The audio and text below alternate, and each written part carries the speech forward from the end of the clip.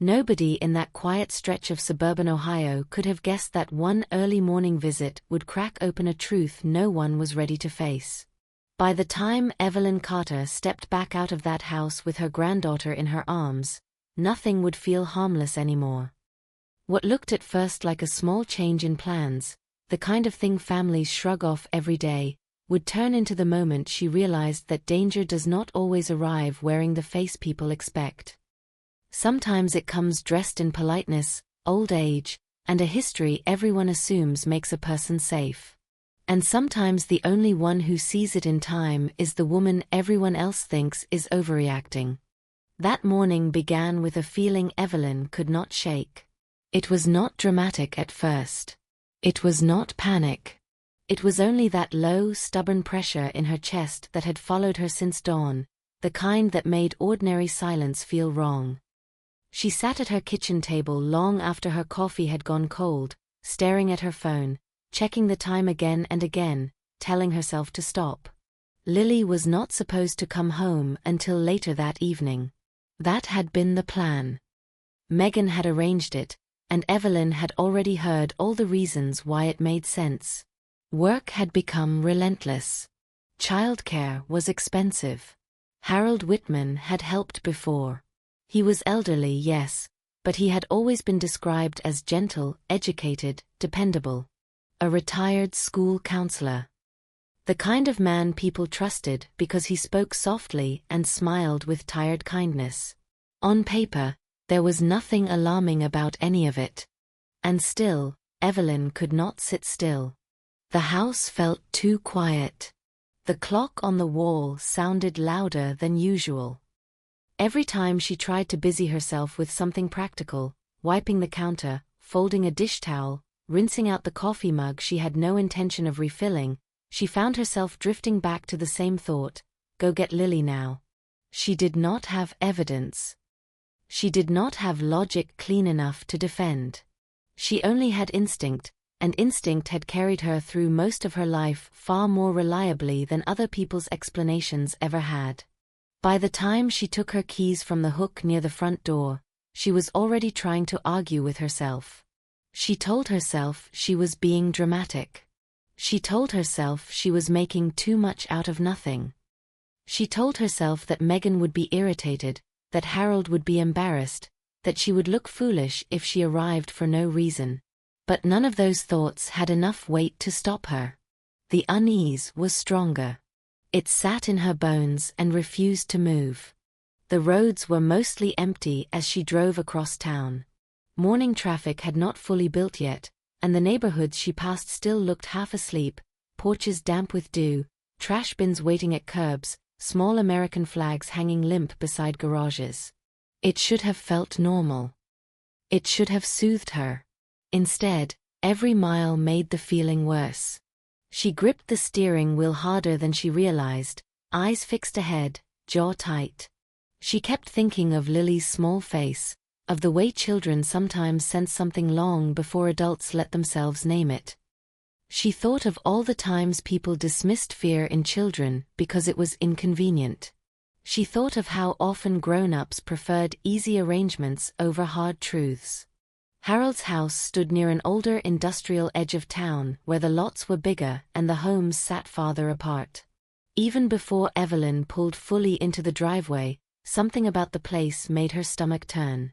The yard looked abandoned in a way that did not happen overnight. Grass pushed high and uneven along the walkway. Newspapers and damp mail were scattered near the front step. The curtains were drawn so tightly that the house looked blind. In the pale morning light, it gave off the strange stillness of a place sealed off from ordinary time. Evelyn left the engine running for a moment and stared through the windshield. A normal house should not have made her hesitate like that. A normal babysitting visit should not have felt like arriving somewhere she should not be. Yet there she sat, fingers curled around the wheel, breathing shallowly, as if some part of her already knew she was a few seconds away from seeing something she would never be able to forget. She got out and went to the door. Her knock sounded too loud against the quiet. No answer. She rang the bell once, then again, longer this time. Still nothing.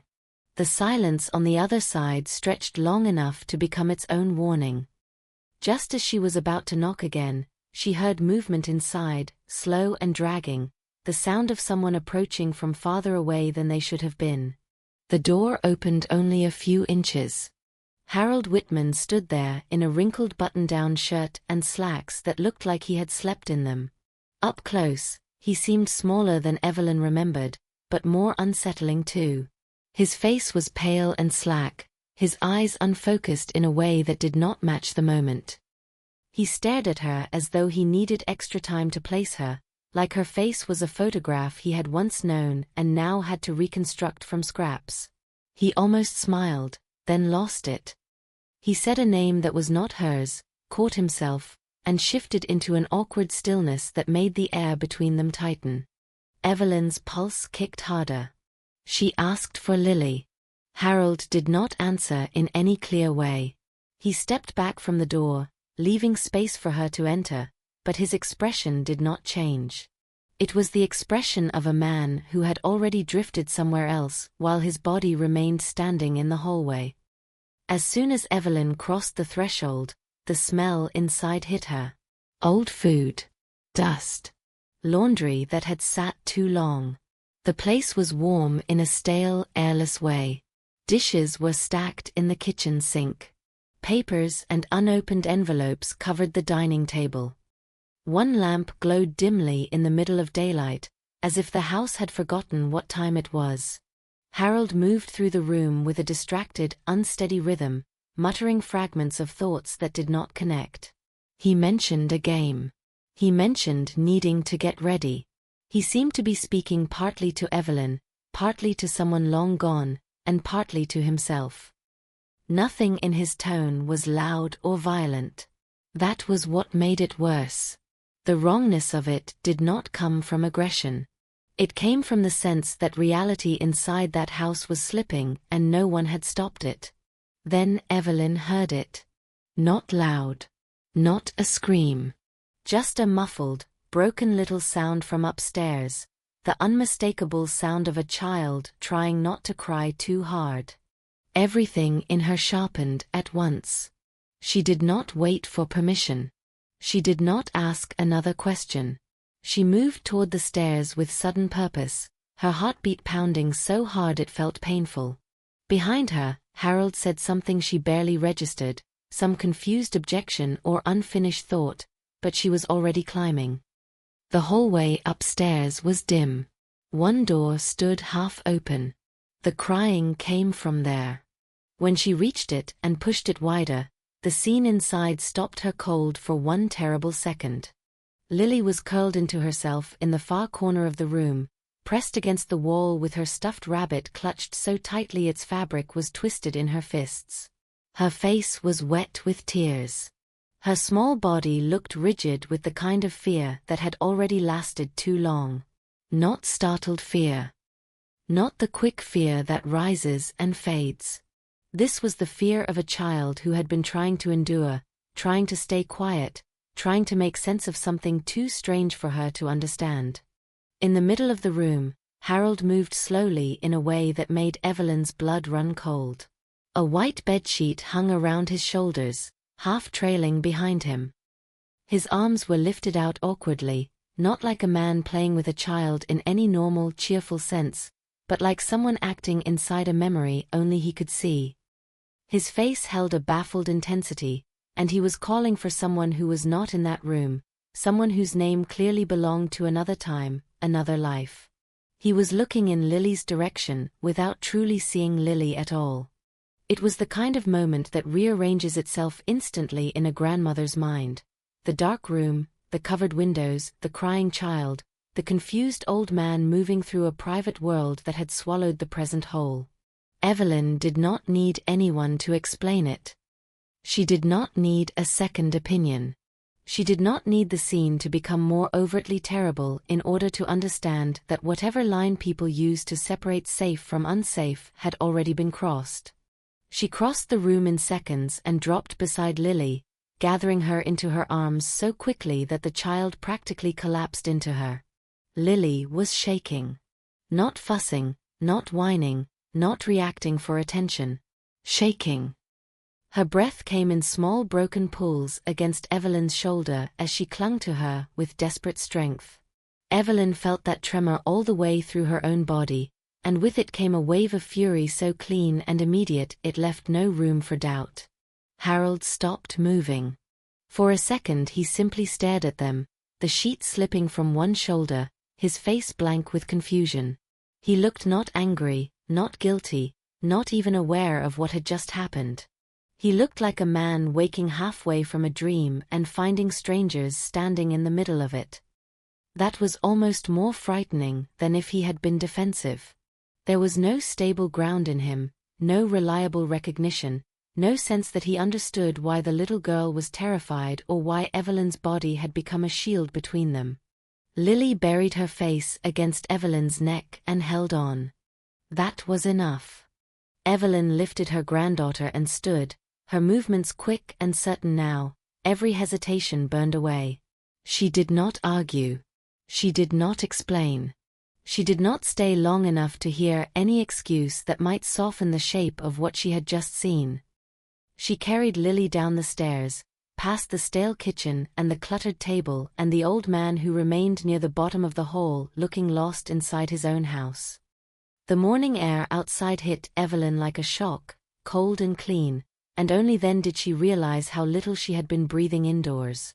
At the car, she buckled Lily into the back seat with trembling hands. The child's cheeks were blotched, her eyes wide and fixed, still watching the house as though afraid something from inside it might come spilling after them. Evelyn shut the door, leaned one hand against the roof of the car, and forced herself to breathe before getting behind the wheel. Her body had started to shake now that action was no longer covering fear. As she pulled away from the curb, one thought rose above all the rest with frightening clarity. This was not a misunderstanding. This was not a harmless old man being a little eccentric. This was not a family inconvenience that could be smoothed over with polite language and practical excuses. Something had gone badly wrong, and whether anyone thanked her for seeing it or punished her for interfering, she already knew she was not going to let it slide. The drive home passed in a blur of ordinary streets that suddenly looked unreal. Evelyn kept checking the rearview mirror. Lily sat very still in the back seat, clutching the stuffed rabbit against her chest, her face drained of all the normal energy a child her age should have carried. That silence hurt more than crying would have. It was the silence of someone still bracing inside. Evelyn wanted to soothe her, to fix it instantly, to rewind the morning and erase the look she had seen in that dark room. But some things could not be undone just because adults wished they had acted sooner. The light turned red at an intersection, and Evelyn finally noticed how badly her hands were trembling on the steering wheel. She loosened her grip and inhaled slowly, forcing calm back into her voice before she spoke. She said the kind of thing adults say to children after something frightening, the kind of words meant to build safety faster than reality can break it. But even as she said them, she knew the real comfort would not come from language. It would come from what happened next. From whether the grown-ups in Lily's life were willing to see what had happened clearly, and from whether anyone besides Evelyn was prepared to stop pretending that kindness and danger could never occupy the same room. By the time they reached home, the story had already begun to harden inside her. Not into gossip, not into accusation for its own sake, but into conviction. She had seen enough. She had felt enough. And somewhere deep down, she sensed that the worst part of this was not only what had happened upstairs in that dim room. The worst part was that other people were going to try to explain it away. They always do, right before the truth gets bigger. By the time Evelyn Carter pulled into her driveway, the weight of what she had just witnessed had already begun to shift into something heavier: responsibility. It was no longer just about a frightening moment inside a stranger's house. It was about what came after, about whether that moment would be dismissed, minimized, or buried under convenience. She knew how easily that could happen. She had seen it before in different forms, in different families, in situations where discomfort was quietly traded for silence. Lily did not run inside the house the way she usually did. She stayed close, almost pressed against Evelyn's side, her small hand gripping fabric as if letting go might somehow bring the fear back. That detail settled deep into Evelyn's mind. Children did not fake that kind of instinct. They did not cling without reason. Even when they could not explain what was wrong, their bodies understood it. Inside, Evelyn moved quickly, not in panic but with controlled urgency. She wrapped Lily in a blanket, set familiar things around her, juice, snacks, the small comforts that created a sense of normal life. But normality did not return.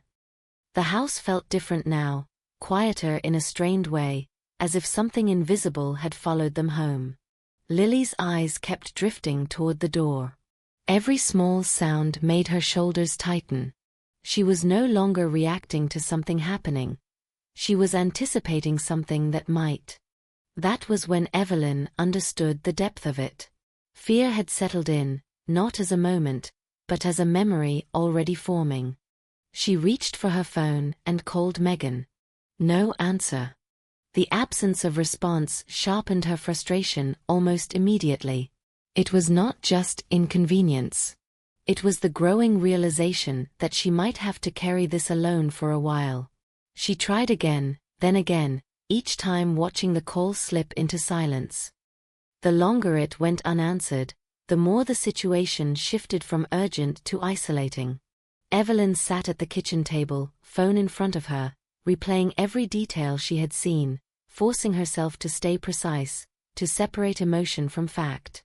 There had been no physical harm. No direct threat in the obvious sense. No raised voice. No sudden violence. That was exactly what made it dangerous to explain. Everything about the situation existed in that uncomfortable space where something was clearly wrong, but not in a way that could be easily proven to someone who had not been there. And yet, Lily had been terrified. That alone was enough for Evelyn. She turned her attention back to the child. Lily had moved closer without Evelyn noticing, climbing quietly into her lap, seeking contact without asking for it. The small weight of her granddaughter against her chest grounded everything again. This was not theoretical. This was not something to debate. This was real, immediate, and already affecting a child who trusted the adults around her to keep her safe. Evelyn held her, steady and firm, letting that silent reassurance replace words. She could feel Lily's breathing slowly begin to regulate, though the tension never fully left her body. It was subtle, but it was there, like a current under still water. That was the kind of detail Evelyn did not ignore. She had raised a child of her own. She knew how quickly small cracks could become lasting damage if no one stepped in. When the phone finally vibrated, it broke the fragile stillness of the room. Megan's name lit up the screen. Evelyn answered immediately, her mind already organizing what she would say, careful, direct, stripped of exaggeration. She described the house, the condition, the confusion, Lily's fear. She chose her words with precision, making sure nothing could be dismissed as emotional overreaction. She did not dramatize. She did not accuse. She laid out exactly what had happened, piece by piece, as clearly as she could. And still, it was not enough. The response on the other end did not match the gravity of the situation. It came with tension, with resistance, with the familiar edge of someone already preparing to defend a decision they could not afford to question. Evelyn felt it immediately, that invisible wall going up. The explanation came quickly, almost reflexively: age, harmlessness, misunderstanding. The kind of reasoning people reach for when the alternative is too complicated to deal with. Evelyn stayed steady, but something inside her hardened. This was the moment she had expected, though she had hoped it would not come. The moment when reality split into two versions: what she had seen with her own eyes, and what someone else needed to believe in order to keep their life manageable. Megan needed Harold to be safe. She needed the arrangement to work. Without it, everything became harder. Work, money, time. Those pressures did not disappear just because something felt wrong. But Evelyn could not unsee what she had seen. She glanced down at Lily, who was still pressed against her, quiet in a way that felt older than her years. That single image overpowered every argument. It cut through logic, through practicality, through all the reasons people use to justify risk. A child had been afraid, deeply afraid, in a place where she was supposed to feel protected. That was the only fact that mattered. Evelyn made her position clear, not with emotion, but with certainty. Lily would not be going back. The silence that followed carried weight. Not confusion, not negotiation, but the beginning of conflict. Evelyn could feel it forming, the tension stretching across distance, pulling tight between responsibility and resistance. She understood what this meant. This was no longer just about one frightening incident. It was about control, about trust, about who got to decide what was acceptable risk for a child. And in that moment, Evelyn chose her side without hesitation. The call ended without resolution. Evelyn sat there for a long time afterward, the phone still in her hand, the room quiet except for the faint sounds of Lily shifting beside her. A wave of doubt tried to creep in, subtle but persistent. Had she pushed too hard? Had she misread something? Had she made the situation worse by acting too quickly? Those questions lingered, but they did not take hold.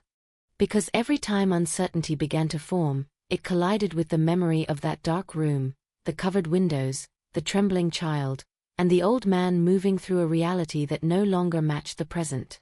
That image remained fixed, unchangeable, immune to reinterpretation. Evelyn stood and moved through the house with quiet purpose. She checked the locks. She adjusted the curtains. She stayed aware of every small detail, not out of fear, but out of instinct sharpened by experience. Something had shifted, and she was not going to ignore it. As the day stretched on, the silence from Megan grew heavier. No follow-up calls. No attempt to revisit the conversation. That absence said more than any argument could have. It meant avoidance. It meant delay. It meant that the problem had not been accepted yet, and until it was, nothing would truly change. Meanwhile, Lily remained unusually still, moving through the house carefully, as if testing whether it was safe again. She played, but without energy. She watched doors. She paused at sudden noises. Each small behavior added another layer to Evelyn's certainty. This was not imagination. This was impact. By late afternoon, Evelyn understood something clearly. Waiting was no longer an option. If no one else was willing to look deeper, she would. If no one else was ready to question what had happened, she would. Because what frightened her most was not just the incident itself. It was how easily it could happen again, how quickly it could be dismissed, how quietly it could be allowed to continue. And somewhere, in that quiet house with the drawn curtains, an old man was still living alone inside a mind that no longer separated past from present. Evelyn knew that kind of situation did not fix itself. It only got worse. And this time, she was not going to wait for proof that came too late. The next morning did not bring relief. It made everything heavier. Evelyn Carter had barely slept. Every time she closed her eyes, the same images returned with unsettling clarity. The dim hallway, the muffled crying, the unnatural stillness in Harold Whitman's expression, and most of all, the way Lily had folded into herself as if trying to disappear. It replayed not as a memory fading with time, but as something sharper, more defined, as if her mind was refusing to let her soften it. When the first pale light crept into the house, Evelyn was already awake, sitting at the kitchen table again, staring at nothing in particular. The quiet felt different now. It was no longer peaceful. It was waiting. Lily came in slowly, moving with that same careful energy that had not left her since the day before. She ate breakfast without complaint, but without her usual curiosity. No questions, no laughter, no scattered stories about things that didn't matter. Instead, she watched everything. Her surroundings. The door. Evelyn. It was the behavior of someone recalibrating their sense of safety. That detail settled deeper than anything else. Evelyn kept her tone steady, her movements normal, maintaining routine as if it could rebuild something invisible. But inside, the pressure had grown. It was no longer just instinct. It was urgency. Something had been uncovered, and pretending otherwise would only make it more dangerous. Late in the morning, the knock came. It was sharp enough to cut through the quiet instantly. Evelyn froze for half a second before standing, her heart already pounding with a certainty she could not explain. When she opened the door, 2 uniformed officers stood outside, composed, neutral, professional in a way that immediately shifted the atmosphere. The presence of authority should have brought reassurance. Instead, it confirmed what Evelyn had already sensed. This had escalated. They entered politely, their demeanor controlled, their questions measured. Evelyn guided them into the kitchen, the same space where she had been trying to make sense of everything on her own. Lily remained in the living room, but her attention stayed fixed on the doorway, her small movements mechanical, as if she was listening without wanting to be seen doing it. Evelyn recounted everything again. She kept it structured, factual, consistent with what she had said before. She described the condition of the house, the behavior she had witnessed, the emotional state of the child. She avoided exaggeration. She did not insert assumptions. She simply laid out what had happened, trusting that clarity would be enough. The officers listened carefully. They took notes. They asked precise questions, not emotional ones. Their faces remained steady, giving nothing away. It was the kind of response designed to maintain order, to keep situations contained within defined boundaries. But as the conversation progressed, Evelyn felt something begin to slip. The tone shifted subtly. Not dismissive, not careless, but cautious in a different direction. They acknowledged confusion. They acknowledged age. They acknowledged that the house had appeared disorganized when they visited. But there was no clear line being drawn. No decisive statement that confirmed what Evelyn already knew. Instead, everything hovered in uncertainty. There had been no direct harm. There had been no physical aggression. There had been no immediate evidence of intent. Those points formed a quiet barrier, one that prevented the situation from being categorized as urgent in the way Evelyn needed it to be. It was not denial. It was something more frustrating, a kind of procedural distance that reduced the emotional reality into something less actionable. Evelyn felt the tension build inside her.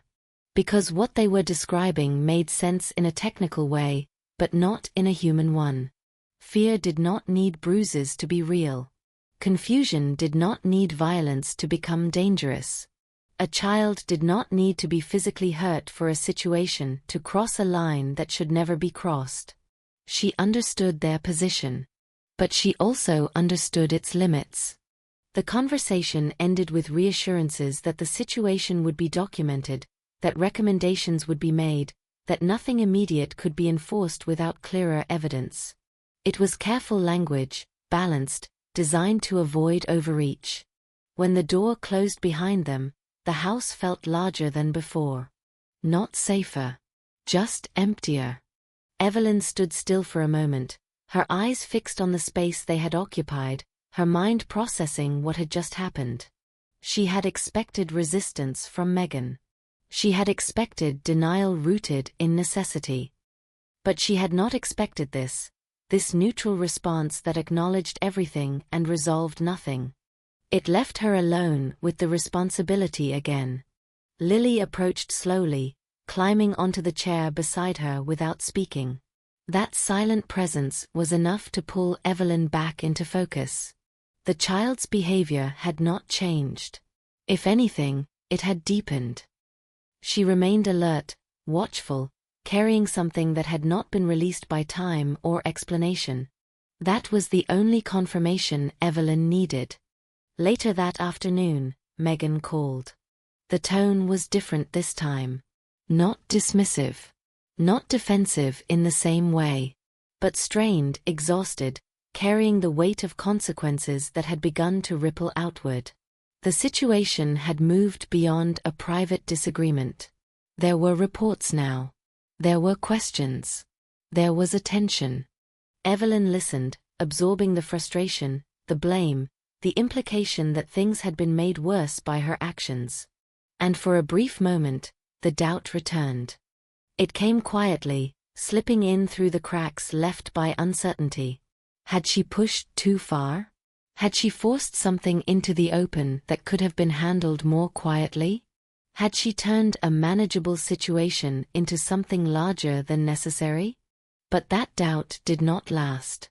Because the truth did not change just because it became inconvenient. Evelyn grounded herself in what she had seen, in what she had felt in that moment upstairs, in the undeniable reality of Lily's fear. No amount of external pressure could erase that. No argument could reframe it into something harmless. The call ended without resolution again. But something had shifted. Megan's resistance no longer felt absolute. There was hesitation now. A fracture in certainty. The kind that appears when reality begins to push back against denial. It was not acceptance, not yet, but it was movement. And Evelyn knew that movement mattered. That evening, the house settled into a quiet routine again, but the tension remained beneath it. Lily stayed close, seeking reassurance in small, constant ways. Evelyn responded without hesitation, providing stability where she could, reinforcing safety through presence rather than words. But her mind did not rest. The unanswered questions had multiplied. What exactly had been happening inside that house before she arrived? How long had Harold's confusion been progressing unnoticed? Had there been other moments, smaller ones, overlooked because they were easier to ignore? The lack of clear answers was no longer acceptable. Evelyn realized that waiting for others to reach conclusions would only delay what needed to be understood now. The system moved slowly. People resisted change. But reality, once uncovered, did not pause. If she wanted the full truth, she would have to find it herself. Not out of suspicion. Not out of judgment. But out of necessity. Because somewhere between what the authorities could confirm and what Megan was willing to admit, there was a gap. And inside that gap was the truth that explained everything. The fear, the confusion, the broken connection between past and present. Evelyn stood at the window that night, looking out at the darkened street, her reflection faint in the glass. She felt the weight of what lay ahead, the discomfort, the resistance, the possibility of being wrong in ways that would carry consequences. But she also felt something else. Clarity. This was not finished. Not even close. And the deeper she looked, the more certain she became that what she had seen was only the beginning of something much larger. Something no one had been paying attention to until it crossed the line into a child's life. Now that it had, Evelyn had no intention of looking away. By the third day, Evelyn Carter stopped waiting for answers and started looking for them. The silence from Megan had stretched long enough to become its own message. No calls. No updates. No attempt to revisit what had happened. It was avoidance, but not the careless kind. It was the kind that came from being overwhelmed, from knowing something was wrong but not having the strength to face it. Evelyn recognized it, and that recognition made things clearer, not easier. Meanwhile, the signs around her were impossible to ignore. Lily had not returned to normal. At first glance, nothing seemed extreme. She still played, still moved through the house, still responded when spoken to. But everything about her had shifted in subtle, precise ways that only someone paying close attention would notice. Sudden sounds made her flinch. Doors opening unexpectedly drew her gaze instantly. At night, she hesitated before letting the lights go off, lingering in that thin space between safety and uncertainty. It was not dramatic. That was exactly what made it serious. Fear had settled quietly, embedding itself into behavior instead of expression. And that kind of fear did not disappear on its own. Evelyn watched, listened, and made a decision she could no longer delay. If no one else was willing to connect the pieces, she would do it herself. She began with the only place that offered structure when everything else felt uncertain, the public library. It was a familiar space, ordered, predictable, filled with information that did not shift based on emotion or convenience. That was what she needed now. Something grounded in fact. She sat at one of the computer terminals and typed in Harold Whitman's name. At first, the results painted a completely different picture than the one she had seen in that dim house. Old articles surfaced, archived pieces from local publications, references to school programs, community events, educational initiatives. Photographs showed a man who had once been sharp, engaged, respected. He stood among students, smiling with a sense of purpose that was unmistakable. Evelyn studied those images carefully.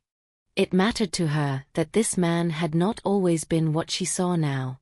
He had once been reliable, trusted, even admired. That made the situation more complicated, but also more real. This was not a story about a hidden threat waiting to be exposed. It was about decline, slow, unnoticed, and dangerous in a way that did not announce itself until it was too late. She kept reading. The deeper she went, the more fragmented the information became. Mentions of retirement. Fewer public appearances. A gradual fading from community visibility. Nothing alarming on its own. Nothing that would have triggered concern if viewed in isolation. Then she found it. A small article, older than the rest, easy to overlook unless someone was looking carefully. It was not about Harold directly. It was about loss. A brief report of a fatal accident involving a teenage girl decades earlier. The name caught her attention immediately. Whitman. Evelyn's hand stilled over the mouse. She read the paragraph once. Then again. Then a third time slower, letting each detail settle. The age matched what she would have expected. The timeline aligned with Harold's past. And most importantly, the name that had been repeated in that dark room, the name that did not belong to Lily, was there, printed clearly in a piece of history that had never truly left him. Everything connected in an instant. What she had witnessed upstairs was not random confusion. It was memory. Harold had not been interacting with Lily as she was. He had been seeing someone else entirely. Someone he had lost, someone his mind had not let go of, someone who still existed for him in fragments that now bled into the present. Evelyn leaned back slowly, the weight of that realization settling over her. It changed everything. Not in a way that made the situation less serious, but in a way that made it more dangerous. Because this was not unpredictability driven by intent. It was unpredictability driven by loss, by deterioration, by a mind that no longer recognized the boundaries between what had been and what was. That kind of confusion did not come with warnings. It simply happened. And anyone caught inside it, especially a child, had no way to understand or protect themselves from it. Evelyn left the library with more clarity than she had walked in with, but also with a stronger sense of urgency. Information alone was not enough. It needed to be confirmed, reinforced, understood beyond a single source. So she drove back to Harold's neighborhood. This time, she did not approach the house directly. She observed from a distance, noting the same details as before. The overgrown yard. The closed curtains. The absence of movement. It looked unchanged, as if time inside that space had slowed or stopped entirely. But this time, Evelyn did not rely on observation alone. She approached the surrounding houses. The first conversation was cautious, measured, built on simple questions. She did not accuse. She did not imply anything extreme. She asked whether anything unusual had been noticed recently. The response came quickly. Not dramatic, but consistent. Harold had been seen wandering outside at odd hours. He had greeted neighbors without recognizing them. He had stood in his yard wearing clothes that did not match the time of day. Nothing aggressive. Nothing that demanded immediate intervention. Just a pattern of behavior that, when viewed together, painted a clear picture. Evelyn moved to another neighbor. Then another. Each conversation added a piece. Repeated questions. Forgotten names. Disconnected interactions.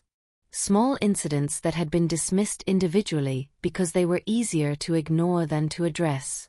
But together, they formed something undeniable. This had been happening for a while. Long enough that it should have been noticed. Long enough that someone should have stepped in. Long enough that it had become part of the background, something people acknowledged quietly but did not act on. Evelyn felt the weight of that realization settle into something sharper. This was not just about one moment. This was about a pattern that had gone unaddressed until it crossed into a situation that could not be ignored anymore. By the time she returned home, she was carrying more than suspicion. She was carrying evidence, not in the formal sense, but in the human sense. Observations, confirmations, connections that all pointed in the same direction. Harold Whitman was not safe to be responsible for a child. Not because he intended harm, but because he no longer understood the reality he was living in. That distinction mattered, but it did not change the outcome. That night, Evelyn sat at her kitchen table again, but this time surrounded by notes, printed articles, small pieces of information she had gathered throughout the day. It was no longer a vague concern. It was structured. It was clear. And it led to one unavoidable conclusion. This could not remain unresolved. Megan needed to know everything. Not the simplified version. Not the manageable version. The full truth. And beyond that, someone else needed to be involved. Because Harold Whitman did not exist in isolation. He had a past. He had connections. Somewhere, there were people who had a responsibility to him, just as Evelyn now felt a responsibility to Lily. Ignoring that would not make the situation disappear. It would only allow it to continue. Evelyn looked down at the notes in front of her, then toward the hallway where Lily slept. The house was quiet again, but not uncertain this time. There was direction now. A path forward that might create conflict, might cause disruption, might force uncomfortable truths into the open. But it was necessary. Because what frightened her most was no longer what she had seen. It was what would happen if no one acted on it. And now, she was certain of one thing. She would not be the one who stayed silent. By the time Evelyn Carter finished gathering everything she could, hesitation was no longer part of the equation. What she held in her hands was not just suspicion, not just instinct, but a pattern that had become impossible to ignore. The fragments had aligned, Harold Whitman's confusion, the neighbor's observations, the history buried in old records, and together they pointed to something far more serious than anyone had been willing to admit. Now there was only one step left that could no longer be delayed. Finding someone who belonged to Harold's life before it began to fall apart. It took less time than Evelyn expected. Public records, old listings, scattered references, small traces that, when followed carefully, led her to a name. Son. Daniel Whitman. Living in another city, far enough away to explain the distance, close enough to still be connected. Evelyn stared at the phone number for a long moment before dialing. This was not a simple call. It was not casual. It was the kind of conversation that would force reality into the open, whether the other person was ready for it or not. She understood the weight of that. She understood that stepping into someone else's family dynamic came with consequences. But she also understood that doing nothing would carry consequences of its own. And those consequences would not fall on her alone. They would fall on a man who no longer understood his own condition. And on a child who had already felt its impact. When the call connected, Evelyn introduced herself with calm precision, grounding everything in facts, not emotion. She explained how she knew Harold, the circumstances that had brought her into his home, and what she had witnessed. She did not accuse. She did not dramatize. She spoke with clarity, allowing the truth to carry its own weight. What came back was not surprise. It was recognition. That realization hit Evelyn harder than anything she had uncovered so far. Because it meant this was not new. Daniel had already seen the signs. The repeated questions. The fragmented conversations. The slow unraveling that often hides behind routine until it becomes impossible to manage. But distance, responsibility, and the demands of his own life had allowed those signs to remain unresolved, acknowledged but not fully acted upon. Evelyn listened as the pieces fell into place from the other side. Not excuses. Not denial. Something more complicated. A quiet admission that this had been building for longer than anyone wanted to face. That truth shifted something immediately. For the first time since this began, Evelyn was no longer alone in seeing it clearly. Daniel understood. And more importantly, he was ready to act. The conversation moved quickly after that, not in panic, but in urgency grounded by reality. Plans began to form. A visit. A proper evaluation. A decision that could no longer be postponed. Evelyn ended the call with a sense of movement that had been missing until now. But the situation was not resolved. Not yet. Because there was still one person who needed to hear everything. Megan. That conversation came later, and it carried a different weight. By the time Megan reached out again, something in her tone had changed. The sharp resistance from before had softened into something quieter, more uncertain. The pressure of the situation had begun to break through the defenses she had built around it. Evelyn did not ease into it. She laid everything out. The research. The neighbors. The history. The connection between the past and what had happened with Lily. Each piece placed carefully, not to overwhelm, but to make it impossible to look away. This time, there was no immediate pushback. No quick dismissal. Only silence that stretched longer than before. It was the kind of silence that meant something was shifting internally, something that could not be undone once acknowledged. Megan had known, at least in part. Not consciously, not in a way she allowed herself to fully accept, but enough to recognize the truth now that it stood clearly in front of her. The late night calls. The strange behavior. The small moments that had not made sense but had been easier to ignore than confront. Now they all connected. And the weight of that realization settled in. Not as anger. As guilt. Evelyn recognized it immediately. Because she had felt it herself in smaller ways, in different situations. That quiet question that follows realization. How long had this been happening, and why had no one acted sooner? But there was no space to stay in that place. Not anymore. Because the situation had already moved past the point where reflection alone mattered. Within days, Daniel arrived. Evelyn met him outside Harold's house, the same house that had felt wrong from the moment she first saw it. This time, the atmosphere carried something else as well, anticipation, tension, the weight of confrontation that had been building quietly until now. Daniel stepped out of his car and paused. He did not need to be told anything in that moment. The condition of the house said enough. The neglected yard. The closed curtains. The stillness. It was the physical reflection of everything Evelyn had described. Inside, the reality was even harder to ignore.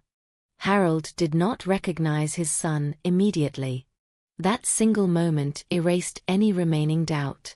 There was no anger, no confusion in the aggressive sense, just a blank, searching look that slowly tried to assemble familiarity from fragments that no longer aligned. Daniel stood there, absorbing it, the distance between memory and reality collapsing in front of him. Evelyn watched it happen.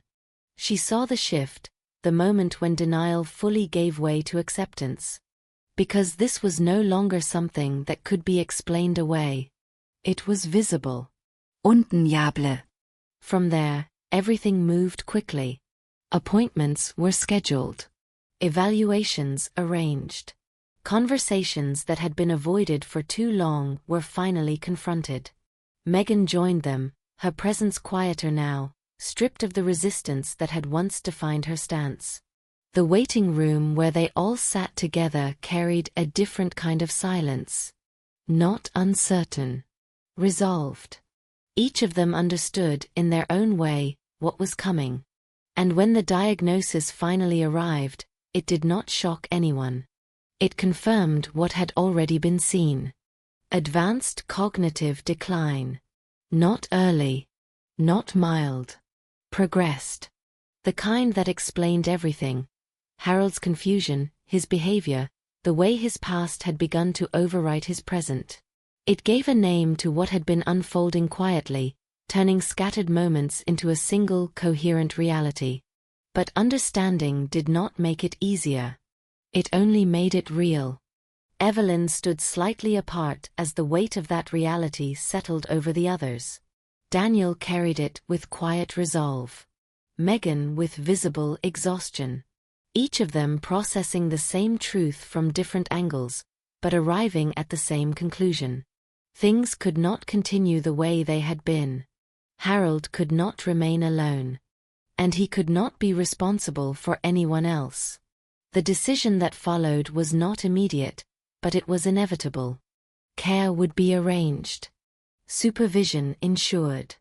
Structure introduced where there had been none. It was not perfect. It was not ideal. But it was necessary. Evelyn felt no sense of victory in that moment. Only a quiet certainty. Because none of this had been about proving a point. It had been about seeing something clearly when others could not, or would not, and acting before the consequences became irreversible. As they left the building, the world outside felt unchanged. Cars passed. People moved through their routines. Life continued as if nothing significant had happened. But for Evelyn, everything had shifted. The truth had been uncovered. The action had been taken. And somewhere in the middle of all of it, a child who had once sat trembling in a dark room had been pulled out before the situation could become something worse. That was the only outcome that mattered. And still, Evelyn knew this was not the end. Because even when the truth is finally accepted, what comes after it is often the hardest part of all. What followed the diagnosis did not feel like resolution. It felt like a slow rearranging of reality, where every person involved had to adjust to something they could no longer deny. The clarity Evelyn Carter had fought for did not bring relief in the way people imagine. It brought responsibility, decisions, and a future that looked nothing like the past any of them had been holding on to. Harold Whitman did not leave his house immediately. For a few days, Daniel tried to stabilize things, holding on to the idea that with enough attention, enough presence, something could still be managed. But the illusion did not last.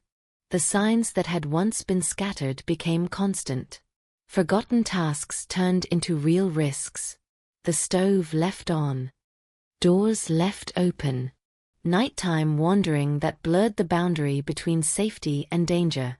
Each incident alone might have seemed manageable.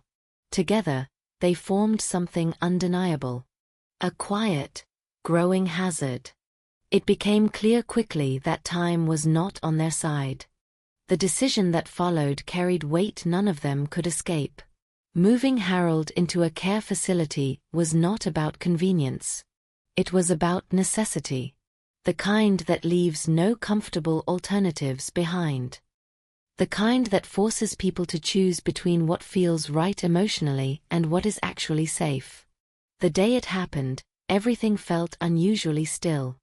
Harold sat in the passenger seat of Daniel's car, holding onto an old photograph as if it were the only fixed point in a world that no longer made sense. He studied it repeatedly, his fingers tracing its edges, his expression shifting between recognition and distance. The question of where they were going seemed to circle through his mind without ever settling into understanding. Evelyn followed behind in her own car, watching the movement unfold with a quiet awareness of how much had changed in such a short time. Just days earlier, this man had been standing in his own home, lost in fragments of memory that blurred into the present. Now he was being guided away from it, not because he had chosen to leave, but because he could no longer safely remain. The facility sat on the outskirts of town, removed from the noise of everyday life, structured, contained, designed for exactly this kind of situation. It was not cold or unkind, but it carried a different kind of atmosphere. Controlled. Predictable. A place where time moved in a more measured way, shaped by routines instead of personal choice. When Harold stepped out of the car, he paused.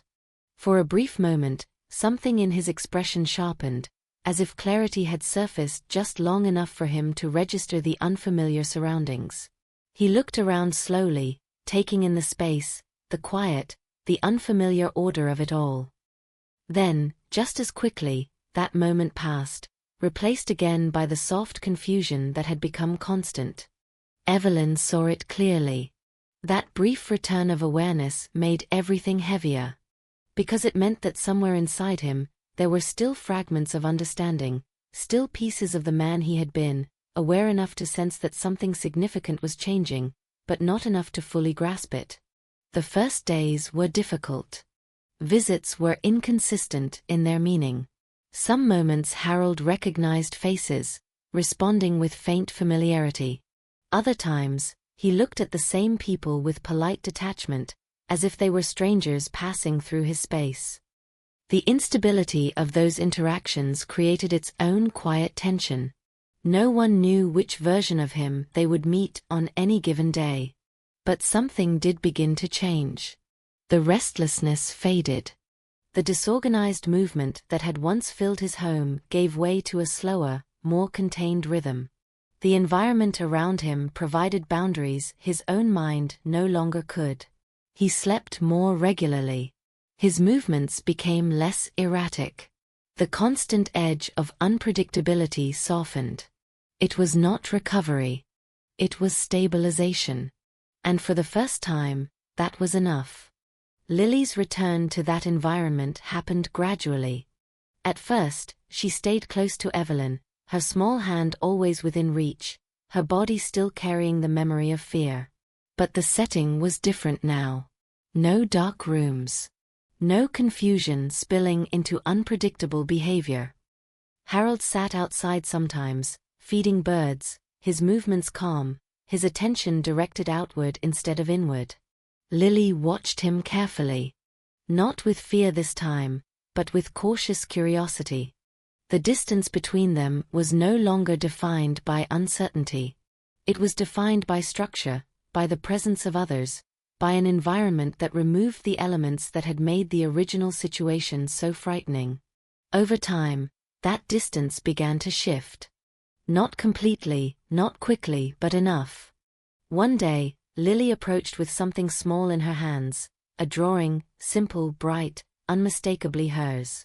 She offered it without hesitation, not because the past had been erased, but because it had been replaced with something safer, something she could understand. Harold accepted it with quiet attention. For a brief moment, there was recognition in his expression. Not of Lily as she was, but of the gesture, the act itself. Appreciation. Something human, still intact beneath everything that had been lost. That moment did not fix anything. But it mattered. Back at home, changes continued in ways that were less visible but just as significant. Megan adjusted her life in ways she had resisted before. Work shifted. Priorities realigned. The balance she had once depended on no longer existed, replaced by something more difficult, but also more honest. The tension that had once defined her relationship with Evelyn softened, not because everything had been resolved, but because reality had forced them onto the same side. They no longer argued about what had happened. They understood it. And that understanding created a different kind of connection, one built not on agreement, but on shared responsibility. Daniel remained involved, returning regularly, managing what needed to be managed, carrying the weight of decisions that had no easy answers.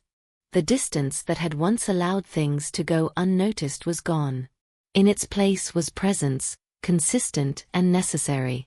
Harold was no longer alone. That alone changed everything. One afternoon, weeks later, Evelyn sat in her garden with Lily, planting flowers in the soft soil. The air was warm, steady, filled with the quiet sounds of a normal day. Lily worked carefully, her hands small but deliberate, pressing each plant into place with focused attention. There was no tension in her movements anymore. No hesitation. Just presence. Evelyn watched her, noticing the difference not in any dramatic way, but in the absence of what had once been there. The fear had not vanished instantly. It had faded, gradually replaced by stability, by consistency, by the quiet reassurance that the world around her made sense again. That was how healing worked. Not in sudden transformations, but in small, steady shifts. As the sun lowered, casting long shadows across the yard, Evelyn stood at the window later that evening, looking out into the familiar street that had once felt uncertain. The events that had unfolded still sat with her, not as something heavy anymore, but as something permanent. A reminder of how easily things can be overlooked, of how quickly small signs can grow into something larger, of how difficult it is to act when action disrupts everything around it. The story did not end with everything resolved. Harold would continue to lose pieces of himself. Megan would continue to navigate a life that demanded more than she had planned for. Daniel would continue to carry responsibility that came too late to avoid, but not too late to matter. But one thing had changed in a way that could not be undone. Someone had chosen to see, to act, to refuse the easier path of silence. And because of that, the outcome had shifted. Not perfectly, but enough. And sometimes, enough is the difference between a moment that passes and one that changes everything forever.